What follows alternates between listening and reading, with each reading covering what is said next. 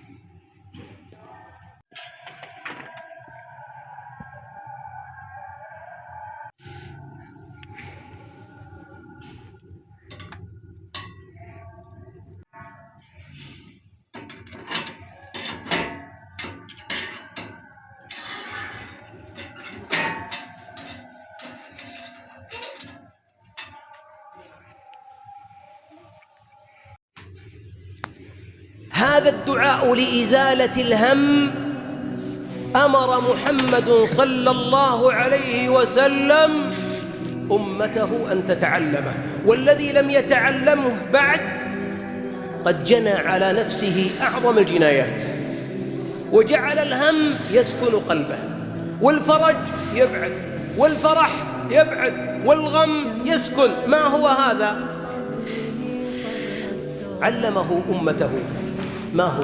اللهم أنت ربي، اللهم إني عبدك ابن عبدك ابن أمتك، ماض في حكمك، عدل في قضاؤك، أسألك بكل اسم هو لك سميت به نفسك أو أنزلته في كتابك أو علمته أحدا من خلقك أو استأثرت به في علم الغيب عندك أن تجعل القرآن العظيم ربيع قلبي، نور صدري، جلاء غمي أو همي وذهاب غمي، وكل هذا جائز.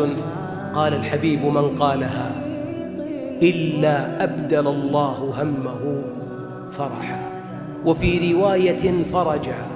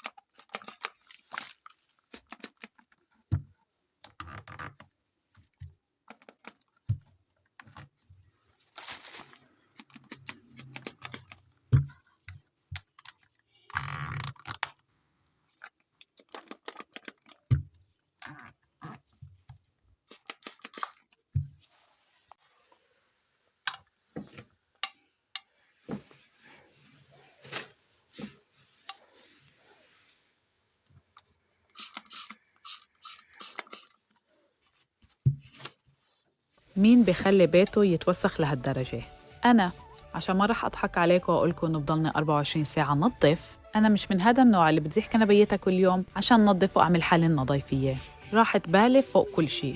بطلنا عايشين بهذا المجتمع اللي المرة بدها تضلها قاعدة بالبيت 24 ساعة تنظف وتعزل وتلمع.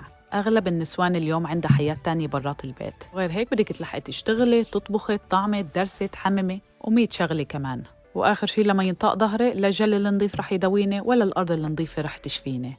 ما جاي عبالك تعملي الجل العشاء؟ عادي، بتأجل لبكرة. الجل ما رح يزعل منك والدنيا ما رح تخرب. لحقين ننظف ونضبضب لباقي العمر. أنا عاملة روتين إنه بحط بين الساعة للساعتين أكتر شي للضبضبة كل يوم. وشغلة تانية كمان، في ألوفات البنات جداد على هاي الصفحة، شو حابين تعرفوا عني؟ أنا اللي حابة أعرفه عنكم إنه قديش عمر كل وحدة فيكم. حابة أعرف قديش أنتوا قراب على عمري. تذكروا العمر بيخلص وشغل البيت بعمره وحياته ما بيخلص.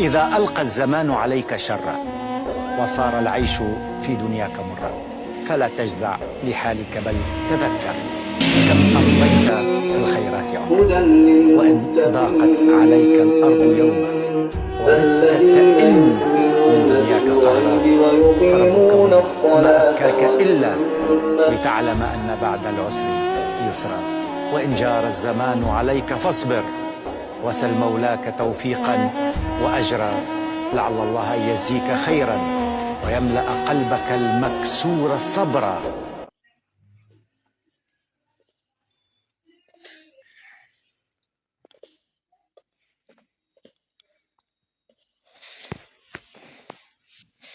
من قبلك وبالآخرة هم يوقنون